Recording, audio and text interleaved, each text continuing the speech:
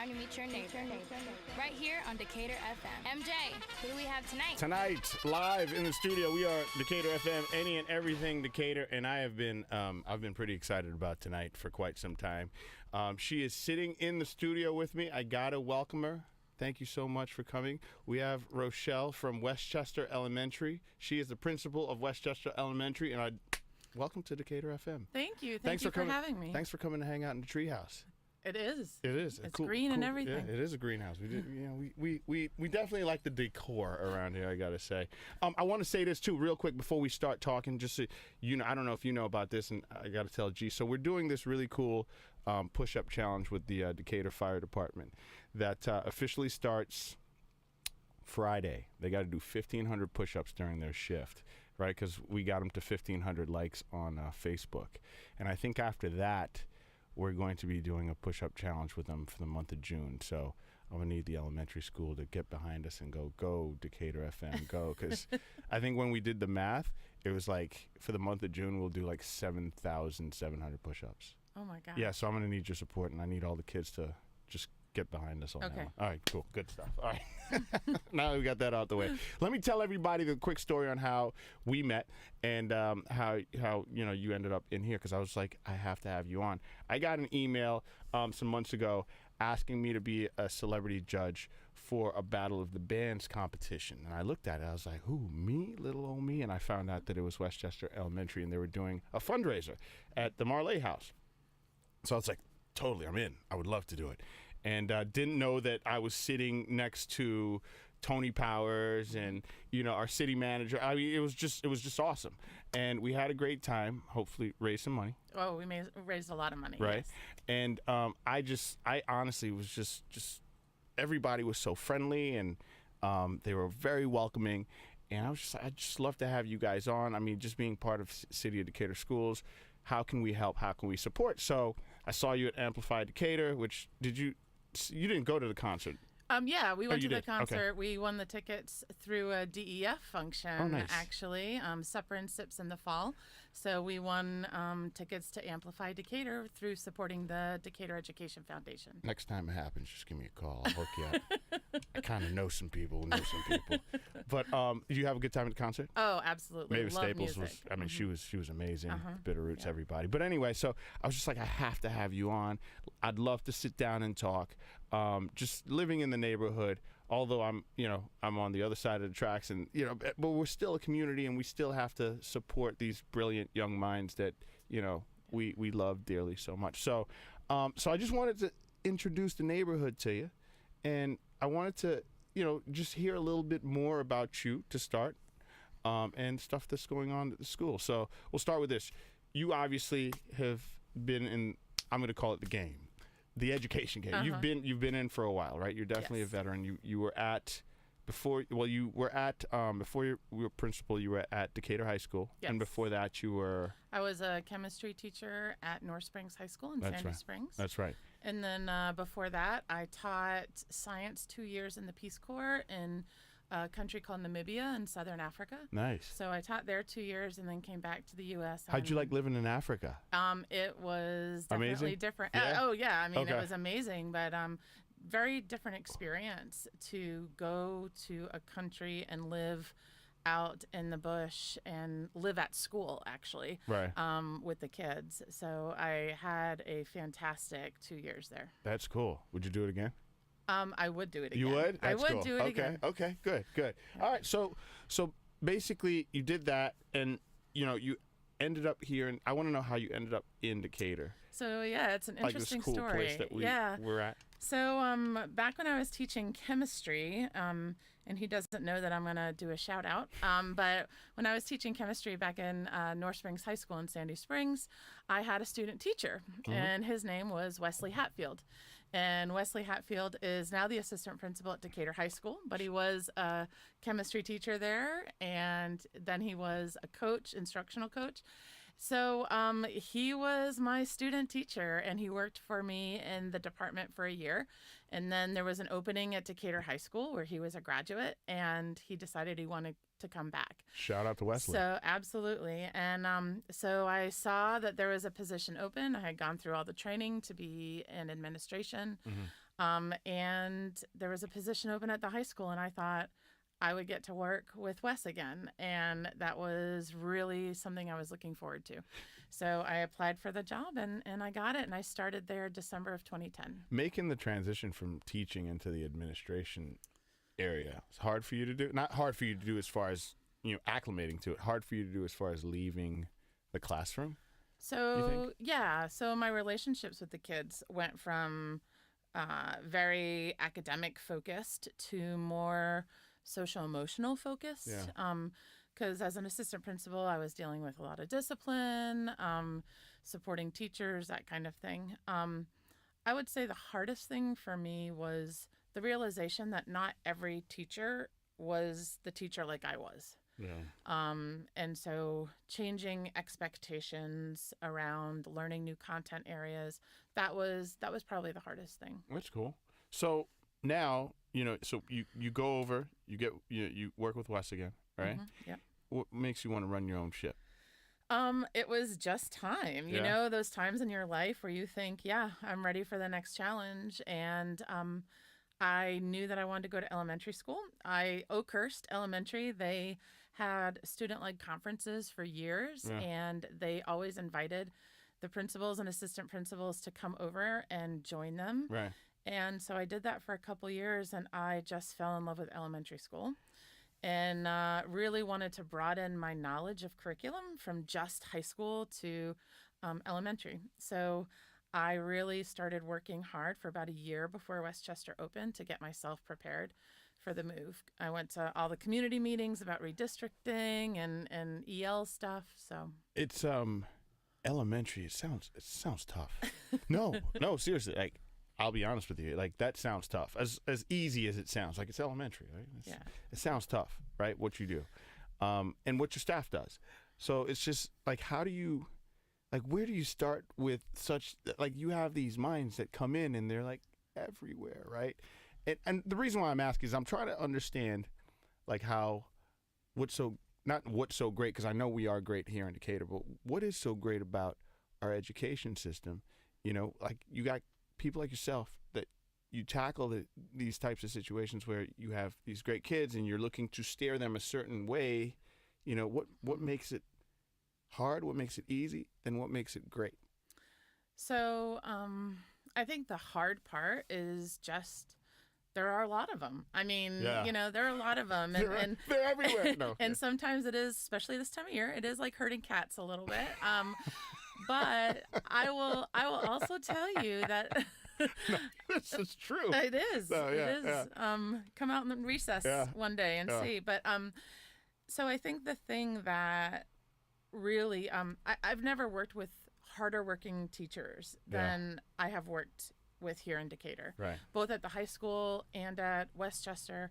And that is the most fulfilling part, is to work with professionals who absolutely love teaching and love children. That is the first hurdle, because I have worked with people who don't like kids, who don't really like teaching. Maybe they went into the profession for a different reason. Yeah. But that's not the case here, and that's not the case at the schools that I've worked at. So that makes it easy. It makes it so easy because they want to do better. They Right. want to improve themselves professionally. They want to help every child. Right. And so they might just need support from me in different areas to help them achieve what they want to achieve. So what makes it? What does make it hard? What's the hard part? What has been the hard part? What have been your challenges? And the only reason I'm asking is, if it's a challenge for you, technically it should be a challenge for all of us. So we should help. Yeah. Right? Yeah. I think I will say probably the challenge is there are lots of wonderfully positive things about small schools. But there are also some really hard things about small schools that make it really difficult. Yeah. But the negative totally doesn't outweigh the positive. Right. Tomorrow we have our volunteer breakfast, and tonight I sat down and signed over 250 certificates. It's legit.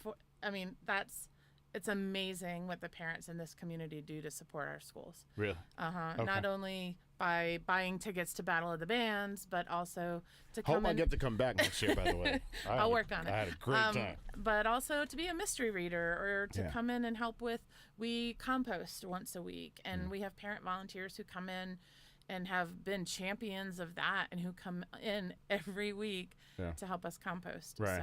So the hard is still kind of easy. Absolutely. Right? Absolutely. So now here's a question. With all that being said, the hard, the easy, what makes everything so great? Like, everybody talks about living here. The first thing that comes to their mind is, oh, the schools are great. The schools are awesome. Right? Yeah. You're right. Your thoughts. What's the greatest part about it? You talked about the teachers. What else is great about it? So I think this is consistent both from my time at the high school and at Westchester. It is the relationships. Yeah. Even at a big school like Decatur High School, Miss Williams, who's now the principal over there, she and I were assistant principals together, and we knew every kid, even at that time at the high school. And so that is something that you don't find in other school districts. Right. And now at my school, one of the joys is I do know every child, and that's cool. I know the families that come in, and you know, if I went to a bigger elementary school, I would not be able to be the kind of principal that I want to be. Right. Do you think, I mean, that definitely changes the tone for the kids too, right? The fact that, you know the name and your mood is off, and so it's great. Research shows that having that relationship at school is one of the things that gets kids to want to come to school. Sure. So hopefully it's their teachers or other student relationships, but it also could be with administration. It could be with Miss Gerdo, who sits at the front desk, who gives out clementines to kids, so it could be anybody in the building. And that is what my staff and I truly believe in, are those connections with kids. I'll tell you a funny story, man. When you accepted the invitation to come over, it's like, you get real nervous because I'm like, the principal's coming over, right? It's like, when it takes me back to when I was like walking those halls, and I'm a Catholic schoolboy, so I went to school when there were nuns, and I remember Sister Victoire, and I was just like, almost like, she's coming, you gotta go. But obviously things have changed, and it's not as strict as it used to be. So I just wanted to mention that it's almost like I got to make sure that all the spell check is done on all our social today and all that stuff, right? What else are you guys doing inside of the school? Because there's a couple things that we were talking about off air that I definitely want to have a conversation about. So tell me a little bit about what's going on internally. Sure. With you guys now. So the big thing that Westchester and CSD has been working on is our work with equity. Okay. It's been a push from the school district for a couple years. And equity is, so everybody knows. Equity is we're looking at race. Right. We're looking at our racial differences in our classrooms. As a whole, right. The superintendent has shown both on the website and at board meetings the test data that shows that our students of color, our black and brown students, are not achieving academically like their white peers are. Right. So we're really trying to dig down deep and find out the root cause and make some changes in our own practice. Makes it a little uncomfortable, though, sometimes, that conversation, right? Makes it very uncomfortable. And so one of the things, I've had amazing teachers step up to lead our equity team, and we've been together for 2 years now. And rolling out in the next few months, the district is training through a group called Pacific Education Group, Beyond Diversity Training. Yeah. Every certified teacher will be trained in Beyond Diversity, which is about racial equity, either in June, July, or September. So my team actually invited the equity teams from the other schools, the other elementary schools, to come over to start talking about how can we prepare to support our teachers when they come back from these trainings.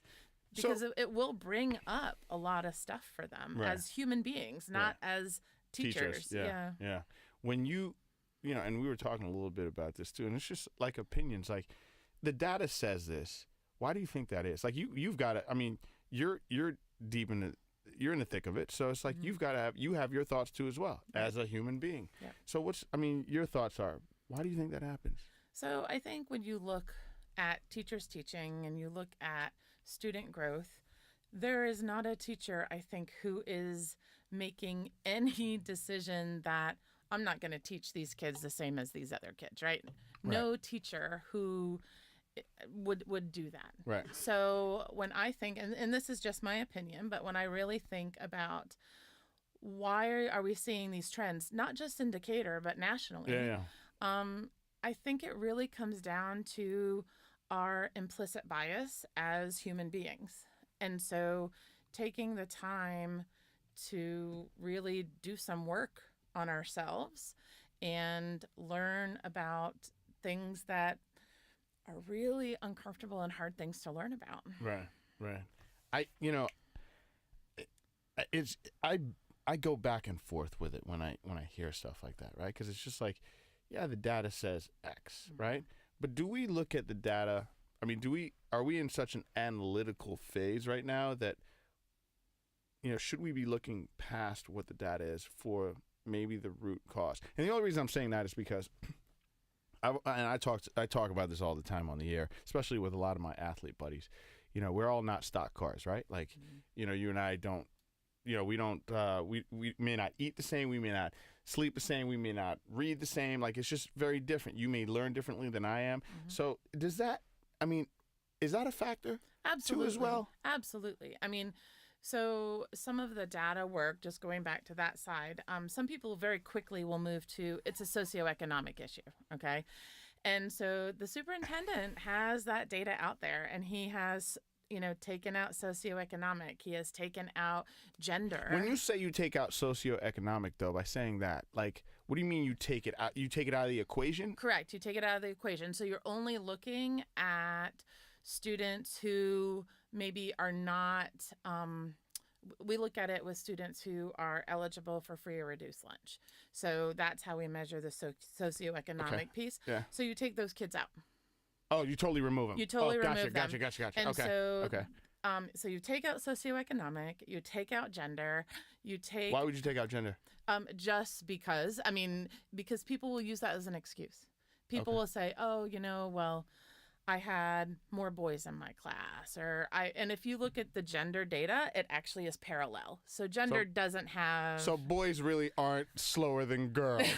No. Yeah. No, I'm kidding. No, I'm kidding. But yes, kids do learn. So when you take all those filters out, it comes down to race, and so. Yeah, but when you take those filters out, though, how small does that sample get, and is that a pretty accurate sample? So it's not, like I said, it's not just Decatur, it's across the country. Okay.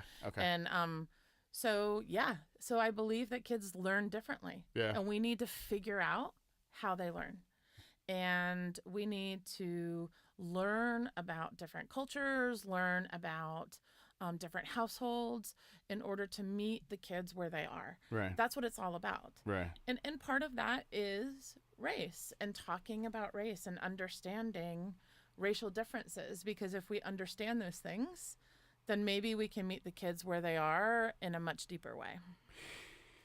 If we were to, create a widget example of what you're talking about, doesn't apply to anybody, like, give me an example of a child that you think, and what would we be trying to look at per se, or could you do that?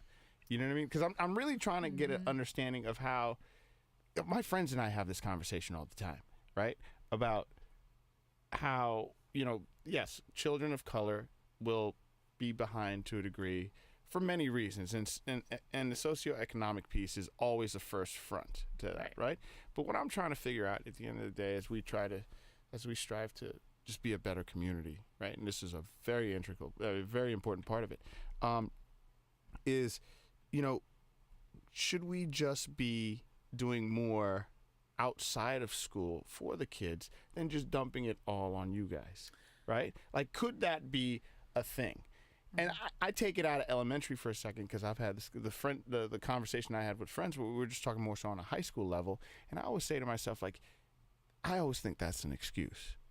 Like, there's no reason, like, you shouldn't, unless you have some physical, you know what I mean? Like, if it's par for par, like, you could find a way, right? And you could push through, and you could excel.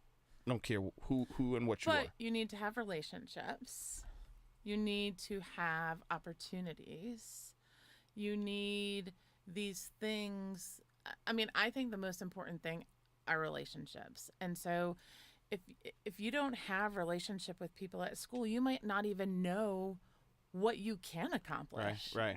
Right? I mean, so, but and this is great to know, because I'm like, you kind of dumb it. When I say dumb it down, like, I'm not talking about the kids, but I was talking more so on a high school level. The fact that we're bringing it down to an elementary level. Well, that's even at the high school though. Like, so the community is involved, and there's been at least one dinner in Decatur where they've had groups of community members get together to start having some of these equity conversations. Right.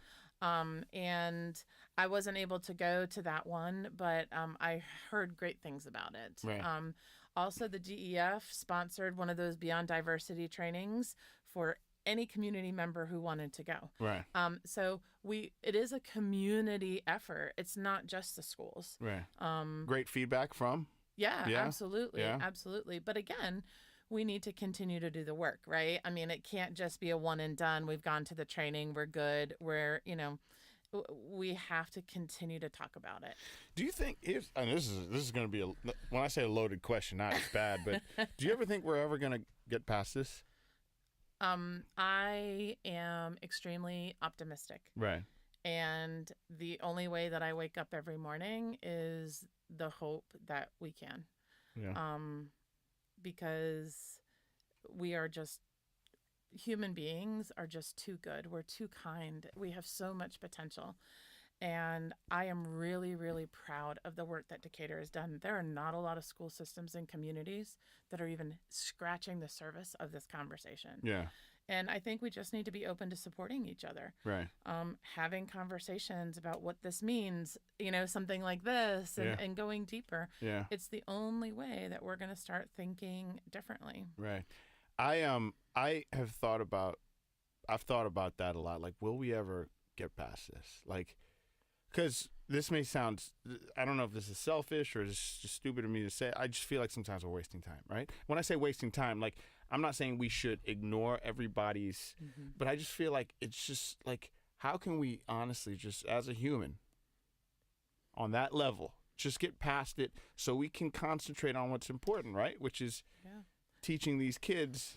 But think about the history that we have to work through. The institutional racism that we have in our country. And I mean, we have to work through that. Yeah. And it's going to take time, and it's going to take a community effort, and it's going to be hard because, I mean, I went through an entire process. It probably took me a year just internally to move past my white guilt and to say, I need to be a change agent. What do you mean by white guilt, though? I don't understand. So realizing when you learn all these things and you start to learn about how our country and how some of our laws and how this stuff has taken place for decades. Yes. Even though I am not the one that made that choice, I am really saddened by the fact that white people made those choices. And so now I don't want to encourage anything like that anymore. Right. So now that I've gone through 3 different trainings with the Pacific Education Group, and now I finally feel like I'm in a place of advocacy. Right. Because our kids need it.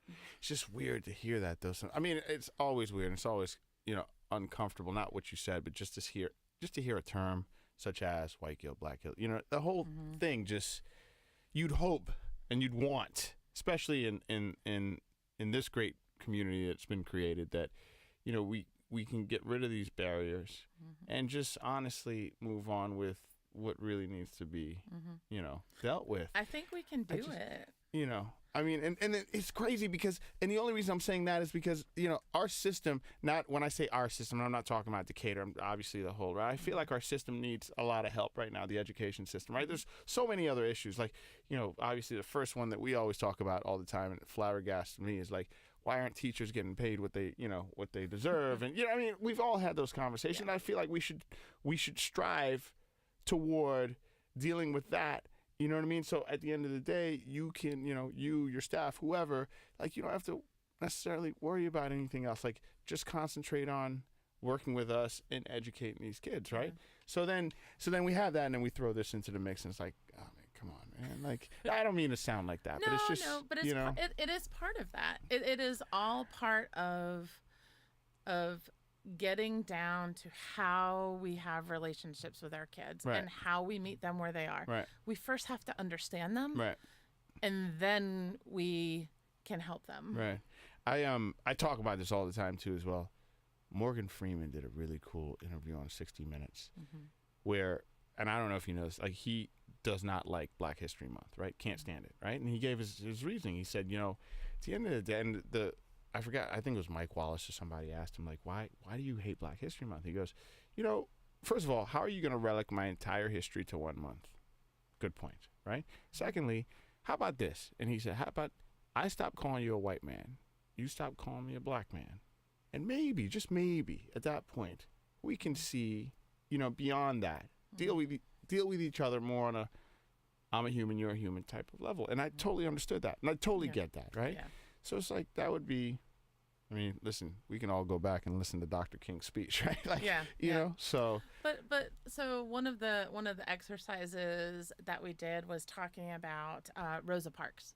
Okay. What did you learn about Rosa Parks in school, right? Right. And so we shared as educators what we learned about Rosa Parks in school. Right.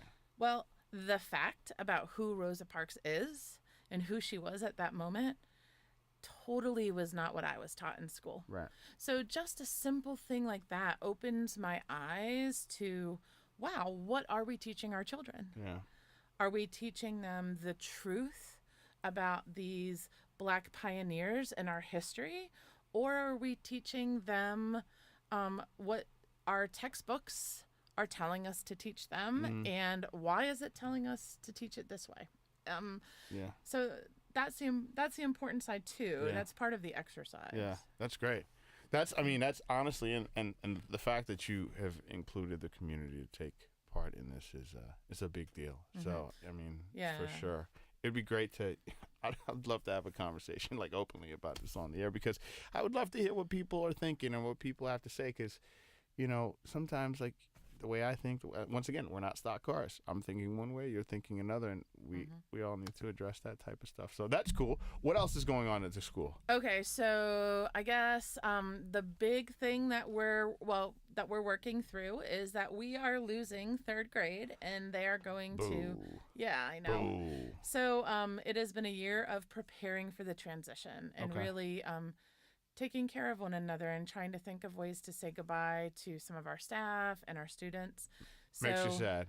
It does. We're losing half the school, half the student body this year. Yeah. And so trying to really think about meaningful ways to celebrate everyone's time at Westchester. Yeah. And it has been a year-long process, but it has been totally worth it. Are you, switch gears for a second, you going to Arts Festival this weekend? I will probably go on Friday. Yeah. Yes, but I am probably going to a lake in North Georgia for the rest of the weekend. What? I know. Oh, it's Memorial Day weekend. You're allowed. You're allowed. What are you doing for the summer? So for the summer, I get 2 weeks off, and we are That's going. it? Yeah. What? So we have been on a journey to visit national parks for the past couple years. Oh, fun. That's what we've done with our summertime. Okay. And so this summer, we are going to Alaska. And we're going to go to Denali National Park, and then we're going to cruise down the coast and go to Glacier Bay. What's the temp in Alaska during the summer? 60s? High 60s? No, I think, Lower? you know what? That's a good question, because I haven't really looked yet. You prepare for vacation, the week before? Day before for me, actually. So I think it's 60s, 70s. I do know that there's very little dark. It is dusk. Yeah. In the evening. My dad, when my dad was alive, he flew for Alaskan Airlines for a while because he was a pilot. So that would always mess him up, because like the summers were just horrible, and I couldn't even imagine. But it's fun. I mean, for 2 weeks. Yeah, absolutely. I was just worried about the cold. And it's the fact that it's, But you know what? If next week's going to be in the high 90s, I'm totally I'm good with that. with I'm going good to with that. Alaska. I'm so good with that. So you're gone for 2 weeks. Yep. And then you come back and it's right back to work. When do you guys start again? So the kids start August 1st. Okay, hold on a second. And the fact that I have the principal in here, I'm going to ask this one question. Back in the day when we were kids, right? We got 3 months, man. Yep. What happened? So we have a balanced calendar in Decatur, and so what that means... I'm upset for them. Well, what that means is we have approximately... So the kids go to school for 180 days. Okay. We have approximately 90 days before winter break in December and approximately 90 days after winter break. So for elementary school, that might not mean anything, but for the high school especially, where they have exams and some semester-long classes... You don't want to come back from winter break after being gone for 2 weeks and have 2 more weeks of school and then have a semester change. Right. Okay. But the other thing is part of that balanced calendar is that students and teachers have a week off in September and they have a week off in February. Okay. So those are other things you have to weigh. Do we like those breaks throughout the year? I think we do. I think in general, people like having a break every 6 to 8 weeks. I dig it. Yeah. I still was just like, we would get out Memorial Day weekend, and I wouldn't see you till Labor Day. Yeah. But in between, we'd have book reports to do. Yeah. Which I didn't like. But so many times I could read Tom Sawyer before I, it was like, no. Actually, I'll tell you a funny school story. When I was in high school, because I grew up on an island, like I was telling you earlier, we had a chemistry test. It was Friday. The chemistry test was Monday, right? And I was so not prepared. This is so funny. I literally got on my knees and was like, dear Lord God, please, if there's anything you can work out for me so I don't have to take this test, please. A hurricane came that weekend. I swear to God. Demolished the school. We were out of school for 3 months, right? And I looked around I didn't mean it like that. And what's even worse is when we went back to school, I still failed the test. Look at you, had 3 months to study. 3 months to study. I got 3 months and then some. But anyway, so then tell me about the fundraising stuff that we did the Battle of the Bands. What's the purpose of the fundraising? So our PTAs in Decatur and at Westchester, though, we don't do your typical selling of wrapping paper. No cookies, bake sales. No bake sales. No. So we really, and at Westchester, our little theme is Westchester Rocks. The first year we were open, we had some students whose grandfather was Chuck Leavell from the Rolling Stones. Nice. And so we decided, he offered to do a fundraiser for us. And so Eddie's Attic, we had a Chuck Leavell event there where he played for us and told stories about his years in music. And so ever since then, our parent community, our PTA, has really embraced the whole Westchester Rocks as music. Yeah. And so we put on Battle of the Bands, and we have bands from around Decatur. Sure. And perform, and there is, judging, and then a big part of the judging are the money that people put in buckets. Yeah. And we really like that event because it's not just a Westchester event. No, it's not. It is becoming a community event. And that thing was rocking. I got to say, that thing was fun. I had such a blast doing that. Yeah. Seriously. Because after I realized it was, the elementary school, I was like, yeah, I'll do it. It's probably going to be we'll do this. And then they got out there. I was like, whoa, they're really getting down. This is pretty awesome. Yeah. So, and I'm glad that it turned out really well.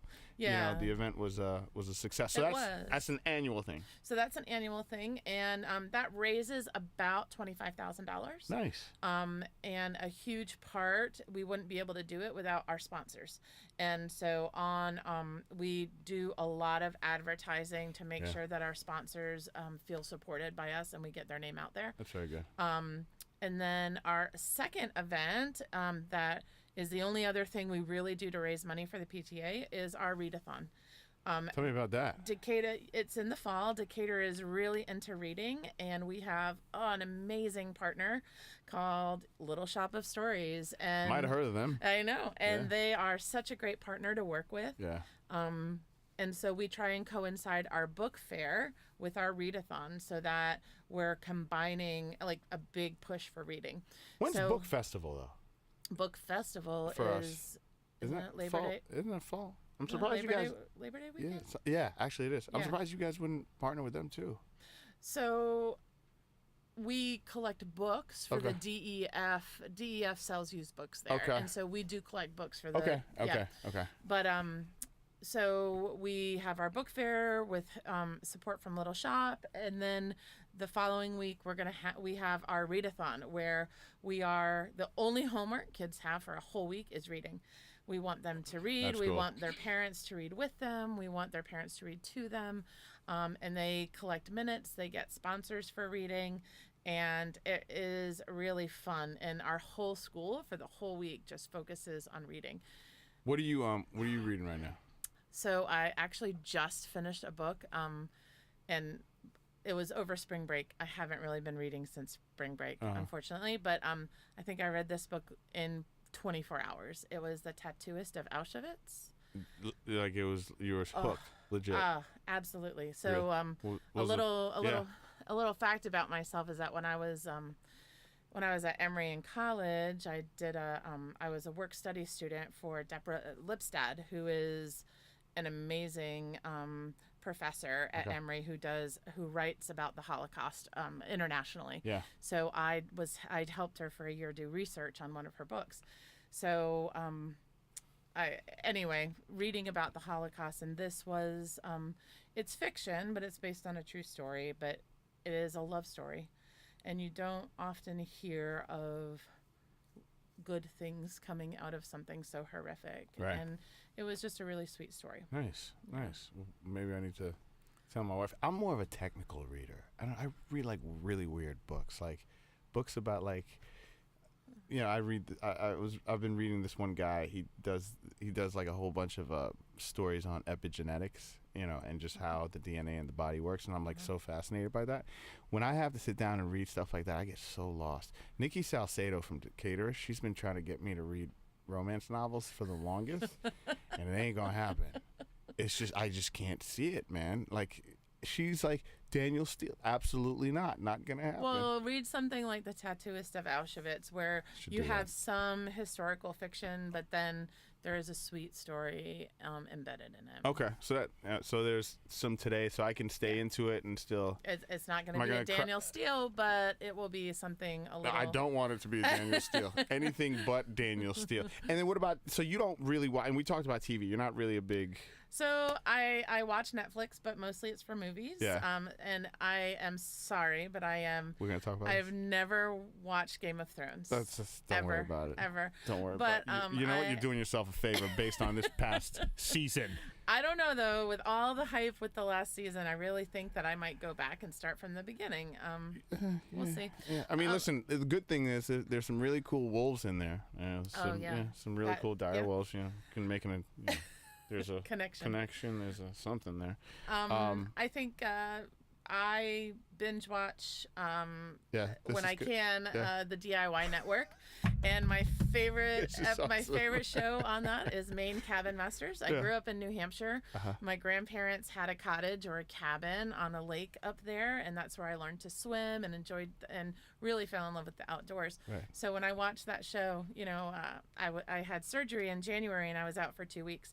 And I was pretty convinced that if I had stayed home for one more week, I could have totally built a cabin. Do you get involved in projects though? I love to do stuff myself. What's a cool project that you're proud of? Like I did this really cool American flag that I made for my in-laws. It was made out of concrete, right? So I built the mold, poured the concrete, and then welded a metal frame around it. Things like 150 pounds. Wow. Right? It was cool. So I'm really proud of that. Do you have any? So probably the project that took me the longest and the most planning was I wanted to create. So my birthday's on Christmas Day. And so but no. So I go a little crazy sometimes with Christmas and decorating. And so one year I decided that I was going to make these signs in my yard that said joy, peace, and love. And they were going to be made out of plywood, and I was going to drill holes in them that spelled joy, peace, love, and stick lights in them. And therefore I would turn on the lights and these words would be glowing in my yard. It was wonderful. It totally worked. Loved it? Absolutely. You got pictures? You gotta send me some photos if you have them. I do have pictures. No, I'd love to see that. That'd be great. So DIY stuff you love doing. I'm surprised you don't. I mean, Decatur makers. Come on, that's DIY all day. See, but I do more stuff. I have to be honest. I have probably fixed more stuff in my school. See, it comes in handy. Because I'm just not gonna wait around for anyone to like, I don't know, fix something or put a hinge back on or put something together. I'm just gonna do it. That's pretty legit. That you just, I mean, it just empowers you. Like, dude, I could totally rock that out. Not even a problem. And my staff know that if we get something, a piece of furniture, call Rochelle. They're like, we have to wait till Rochelle has a bad day, and then when she's stressed, she totally puts things just together. Just hammering stuff. That's cool. That's cool. So would you ever want to like build a cabin? Oh, I would love to. Like a tiny cabin. Absolutely. That would be fun. I actually want to build a camper. Do you really? One of the teardrop campers. Yeah. And take on your trips. Yeah. Bam! There you go. Yeah. There's an idea. You should make it happen. Yep. We should do something like that. I'm down. I'm totally. Actually, if you want, I'm looking for somebody to help me out to build a soapbox derby for the soapbox derby that happens on. Yeah. We're trying to do that this year. I tried to talk to the Decatur robotics team about just building me a robot that just goes down, but it's cooler if we ride down it. So I got to figure out how to get that done. So I might need to pick your brain on some DIY stuff for sure. Where else do you like to? So I saw it when we saw each other. I saw you were eating in downtown Decatur. Where do you like to eat around here? What's your go-tos? So around here, Iberian pig. That's a favorite. Let's see. Also, Parker's on Ponce is great. And, oh my gosh, I cannot believe. You got one more. Boom, I know, boom, it's boom, on the boom, corner boom, boom. right near 246. Come on. Leon's. What's wrong with you? Thank Brain you. fart? I know. Brain fart. And just a shout out to one of my parents, Mike Gallagher, who also is partner in that restaurant. So oh, cool. What's I love up? supporting our parents. What's up, Mike? How can the community get more involved? How can we help? How can you help? Yeah, how can we help? I think just by asking how you can help. I've been to a lot of board meetings where people have concerns about things, and I think, oh, I wish they had just asked us. Yeah. Ask someone in education to help explain something or talk to them about what's already happening. Right. So I think that is, for me, the biggest thing I've noticed. Like, if you have questions about education, if you have questions about your school, ask somebody. Yeah. You don't need to sit frustrated wondering about how things work. Yeah. You know, if you have a student who is in a program at your school or is struggling, reach out and ask the questions. What can I do to help my kid? I wonder why it's so hard for people to do that. I mean, and the only reason I say that is because, you know, one of the reasons why we started this radio station for the neighborhood is because I just feel like you can't understand or know somebody's feelings in 140 characters or less, right? When they're on social. Yep. But people tend to hide behind that or show their frustrations versus coming out and just saying, listen, I got a problem with this. Mm-hmm. Or I want to know why this. I've solved more problems by picking up the phone and having a conversation with a parent or talking to them face to face or reaching out on the playground. Because when someone realizes that their teacher, their principal, whatever, that we care about your children, Mm-hmm. and you know that we're on the same page and we're a partnership, Mm-hmm. then it really does feel much better. Yeah. And a lot of the frustration or possibly anger or hurt starts to melt away. Yeah, it's funny how that happens. It's like, wow, that's all I needed to do, right? Yeah, You know what I mean? using social media to get your frustrations out.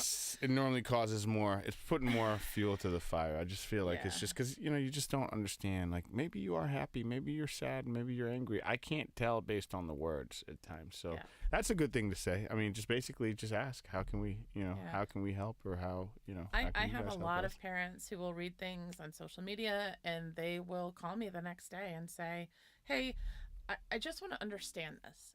I love those phone calls. I love those conversations because I would rather you come to the source, have a conversation, and understand something than just relying on what you're hearing from social media. Right. We live in a very, obviously Decatur is a very art-driven, right-brained type of neighborhood, I would say.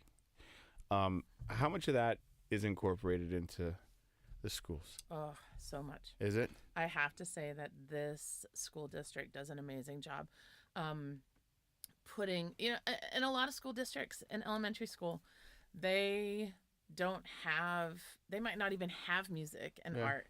And here it is an integral part of our education. Yeah. So even in kindergarten, they have Spanish, they have art, they have music, they have PE, and they have recess. Yeah. And you don't find that everywhere. No. And that is all stuff that taxpayers pay for. Yeah. That's not stuff that is allocated 100% by the state. Those are things that local money goes towards. So that's how you can support our schools too, is, I know the taxes are high here, but because of the money that we receive from taxes, we're able to have so many enrichment programs. Because sometimes a kid just comes to school because they love music. Yeah. And here's a question for you, and this is just step out of your principal role for a second and just give me an opinion on this. And it's not talking about Decatur, but more so, the education system as a whole. Why is it that at times when budgets are getting cut or what have you, why do you think that the arts is always the first thing to kind of be put to the side? Just I've always wondered. Yeah, I think because we are, we grade ourselves on the core subjects.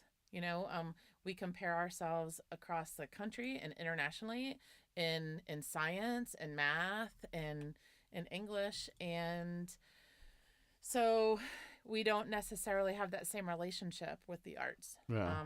But like I said, that's not the case here. Yeah. No, it's just been one of the things I've always wondered as far as like, everywhere, not everywhere else, but there's certain places. Every kid needs to learn how to read and do math, but not every kid needs to learn how to draw shapes, right? That is not what I believe. That is what I think. Yeah.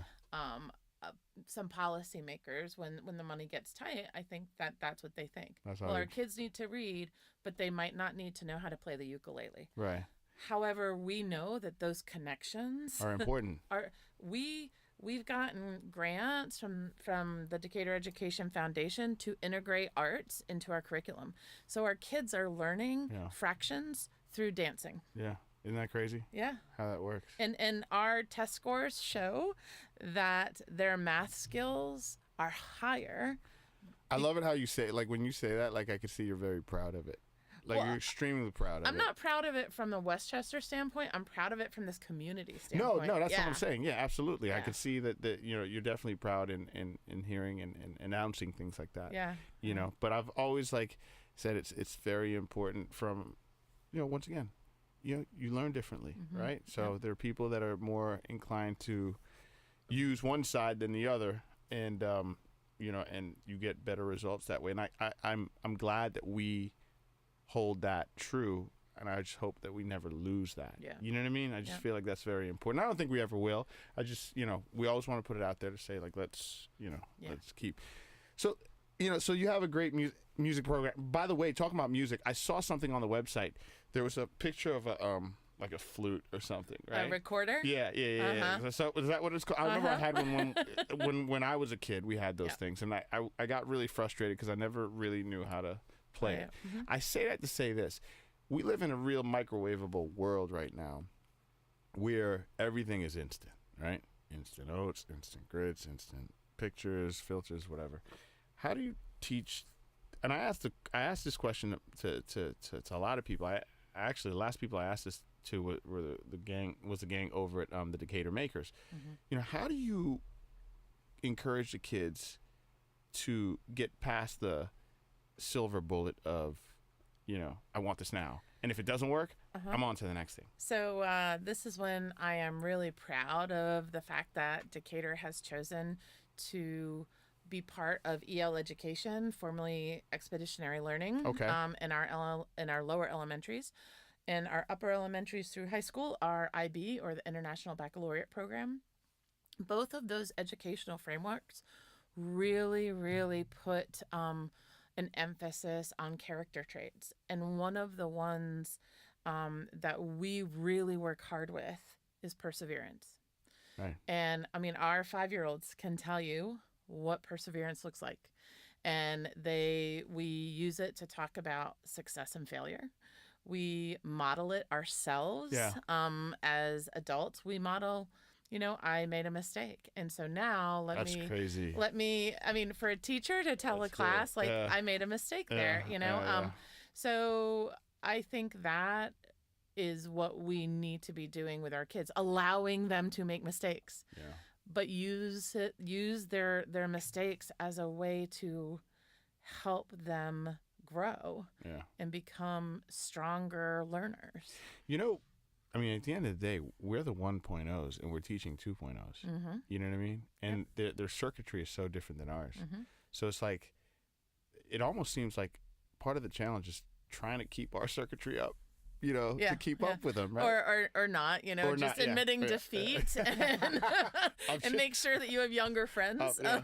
I'm still Windows 95 and you're Windows X 10 or whatever, right? So, but with that being said, and some of the things that you were talking about, and I don't think we talked about this. Tell me about the chalkboard and the writing. Oh, yeah. Yeah, so that goes into a little bit about this. Right, so that's a little bit of EL education. Yeah. It was every grade level does an expedition 2 times a year. Yeah. And an expedition is a deep learning experience. Yeah. So you might learn about several standards in English language arts or math, but you're learning it through a very deep lens. Yes. So our first graders in the spring, they did a unit, an expedition lasted about 2, almost 3 months. Okay. On overcoming obstacles. Wow. So they did with an EL expedition, you do a kickoff, and that's the event that kicks off your learning. Right. And one of our first grade teachers, Jennifer Karubin, won District Teacher of the Year. Shout out to Jennifer. Absolutely, last year. And so at the Teacher of the Year luncheon that we attended at the Decatur Courthouse put on by Rotary, they had a speaker, Amy Copeland. Yeah. And she was the one who got that infectious, flesh-eating bacteria and lost several of her limbs. Yeah. Wow. And so she came to kick off the first grade expedition. That's cool. And talked to the first graders about the things that she had to overcome. Couldn't be a better person to persevere through. Yeah, absolutely. And so then the first grader, the teachers had other people that the kids knew come and talk to their classes about obstacles they overcame. Okay. And then the kids had to start looking at themselves and what are obstacles I have overcome in my life. That's kind of deep for a first grader, though. Like legit. Like I love the fact that you got them thinking, but it's really like. Well, I mean, like what some of the comments were was, when I broke my arm, that was an obstacle I had to overcome. That's cool. When my best friend and I got into a fight, I had to overcome that, and so it's totally age appropriate, right? Yeah. But they're learning that they face adversity in their life. Yeah. And it's okay. We all do, and we're all better because of it. Right. So as one of the first grade products was they had their celebration of learning was at Decatur Pres on the steps, and they created, thanks to our parents and our neighbor, Joe Pittman, who is amazing.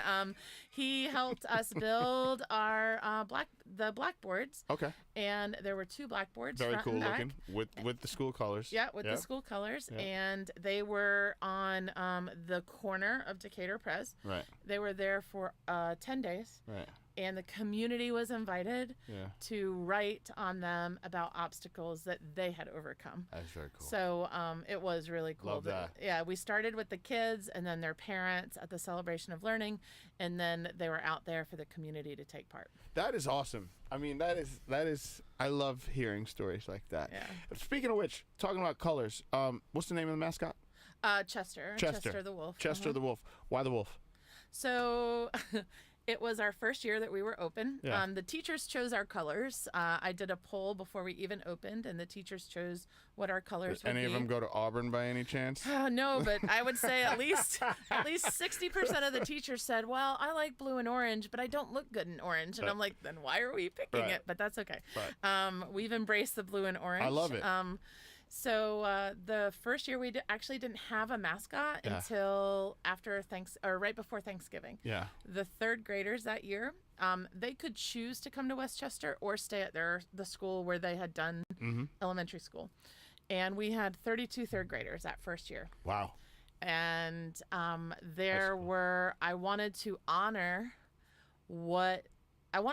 their choice, right? Because some of them were leaving the school they had been at for several years, and they were taking a chance. And so I gave them several different leadership opportunities throughout the year, and one of them was that they did a case study, which is a baby part of an expedition, on democracy. So they learned about the voting process. They came up with preliminary mascot ideas. Right. Then they had oh my gosh, what's it called when you have like all the Democrats and then you have a vote and it comes down to one person? Come on, what is that? Yeah, what is that called? Let's ask. Should we ask Alexa? When it comes down to the last vote? Let's Google it. Primary elections. That's it. Yeah. Oh, okay. Sorry. Okay. It's been a long day. Yeah. So the kids generated all these ideas for our mascot, and then they had a primary election, and there were two that came out on top, the Wolves and the Wizards. So then did it go to a popular vote? Did it go to the... It went to a popular vote. Yeah, we don't do electoral colleges. I was going to say, that was the next thing I was going to say. Just go to the electoral colleges. I don't think we can explain it to adults, let alone kids. But the kids went, and the third graders registered every student in the school to vote. They all had a voting card, and then they all voted. Every single person. Did you honor the cards? Did you lose any of the cards? No. Okay. No. There were no hanging chads either. Everything was on the up and up. What about kids that were away? Could they mail their votes in? Very I got you. And we could only vote once. Yeah. They made sure of that. That's cool. And so they counted. I didn't even know. I did not know. That's pretty awesome. They put together, the teachers, third grade teachers, put together this video. Yeah. And they showed it at the last community circle before Thanksgiving break. And the whole school was waiting to figure out. And they played the video. They showed pictures of everyone voting, of the voting cards, of the whole process. And then at the very end of the video was a slide that said, we're thankful for the Westchester Wolves. And I like Wolves better than Wizards. Yeah, I don't know. I'll tell you, we had like some crying kindergartners that day. Really? Oh, they wanted to be a wizard. They wanted to be wizards. So we had to do a little, again, it was a learning opportunity. Listen, you had a vote. And this is what democracy is about, and we have to honor that. Do they get it? Do they ask questions? Do they just continue to cry and say, I won? No, I mean, they understand, but, they're not going to understand it the way that the older kids would. Yeah. But taking the time to actually explain it, I think makes a difference. How does I'm switching gears again, going back to what we were just talking about, the instant gratification stuff, but more so, how does social play a part in what you guys are doing as far as explaining to the kids, or do you guys get involved with that? With the social stuff with the kids? No, social media, we're in a very digital world, right? So, I'm pretty sure at a young age, I hate to say it, our daughter showed us how to swipe on an iPhone today, and she's 3. I have a really good friend who has an organization called #Parenting, who pretty much hips us parents to what our kids are doing online, because obviously the 1.0s aren't as fluid, right? They figure it out way faster. Do you guys take that into So what we do the way you teach at the elementary level, there is a big concentration on digital, how to be a good digital citizen. Yes. How to be careful, how to navigate in a way that will get you results that are valid, how to do research. Digital citizenship, that's what it is. Yeah. And so we do. That is a standard, and our media specialist spends a lot of time with kids of all levels talking about that. She even does some stuff with parents. at a coffee chat where parents come in and they learn how they can help protect their children. That's cool. And that was another thing that I was going to get into, because obviously we know it's a big deal here in Atlanta, as a whole. It's the whole trafficking thing, right? Yeah. And how do we teach these kids to actually stay safe online? So I don't know if that's something that you guys, embrace into your teachings, with everything else. I mean, we're not asking you to do like 10 billion things at all, but no, I'm just saying, like, it's got to be something at top of mind, because you want to keep the kids safe too. Absolutely. Right? So, and I think the number one thing as a parent when it comes to anything digital is to be aware of what your kids are doing. Yeah. There are ways that you can track history. There are ways that you can block things. Yeah. There are ways that you can check out websites before your kids are even allowed to get on them. Right. And that's one of the things that our media specialist teaches our parents. That's like, cool. you have the opportunity to be the gatekeeper for your kids. Yeah. And I know that's been a big thing lately, because we don't necessarily understand it as much less know how to block it. Like, I'll block you here, but then all of a sudden you start another account here. Like, what do you do? And I'm pretty sure you're not having that at this level, but it's a good place to start. Absolutely. So they understand it. Well, they are on the computer doing research. Yeah. They are. We thankfully have a filter, and so they're not allowed to access certain content. But, they do research in second grade. I was watching, speaking of research and stuff, and, I know we got to close out in a second, but I was watching, you familiar with The Incredibles, the Disney film? So the Incredibles 2 was out, and part of the trailer, Mr. Incredible was doing math with his son, right? And he's like, that's not the way you do math. Why do you change the way you do math, right? And, the parents on my street, we've always joked about it. Like, is that true? Because I haven't experienced, like, are we doing math differently? Are we doing things differently? Okay, so here's the way I explain it. So, no one really taught me how to do a tip, right? Like, if you're at a restaurant. Yeah. And let's say I give 20%. Yeah. I can do a 20% tip, like, quickly. How do I do it? Siri. No, I'm kidding. I take 10%, which is right there, the first few numbers, and I take 10% and I double it. Yeah. Okay, no teacher taught me that. Yeah. But that was how I did math in my head. Yeah. I visualized it, and then I put it into practice. Yeah. That is what Common Core math is about. That it is not using not like prescription. Like you have to do it this way and line these numbers up and do this. It's about, okay, how are you going to visualize this? How are you going to model it? How are you going to do it? Because to be honest, people who love math, they love it because they can see it in their head, right? And it comes easy because they have the tools to visualize it. That's so funny, man. I've always wanted to ask them. I'm so glad that you're here, because I've always wanted to know, is that true? What do I have to look forward to? I will tell you, I think that it gets bad press because as parents, your kids come home with the work and you don't know how to help them because they're telling you, no, that's not how you do it. And you're sitting there going, yes, that is how you do it. But again, go to the source. Your teachers have amazing resources. Right. And they can walk you through what regrouping is. What regrouping? Please do. And here's the last question. Well, I have two more questions, but this is kind of like a trivial, stupid question. We still doing detention and stuff these days? I have given a student detention, yes. What about demerits and stuff? Like, no demerits. No demerits? No. You remember demerits, though, I right? do remember demerits. Certain amount equal detention? Right, right. No. Are we doing, like... No. We don't have those anymore? We don't even have chalkboards to clap erasers. I'm in between right now. I'm not there yet. I will be. I've got about 2 more years and I'll totally be hip to what's going on. And that's the reason why I had Rochelle in, so she could hit me to it. No, I'm just kidding. Last question, and this is the hard one. I ask everybody this question before they leave.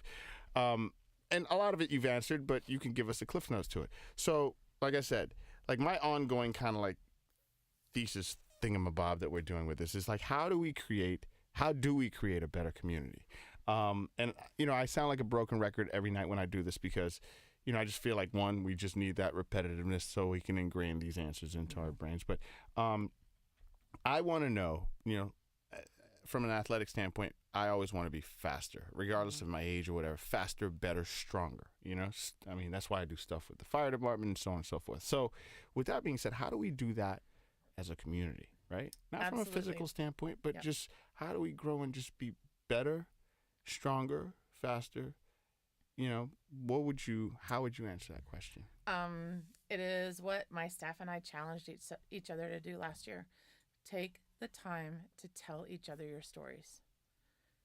Yeah. That's the only way Yeah. that this community is going to continue to grow and thrive and be a model of excellence across the country. So you have a neighbor. Maybe they're different. Maybe they're the same. Leave the technology at home. Go out in your yard. You know, ask questions, talk, listen.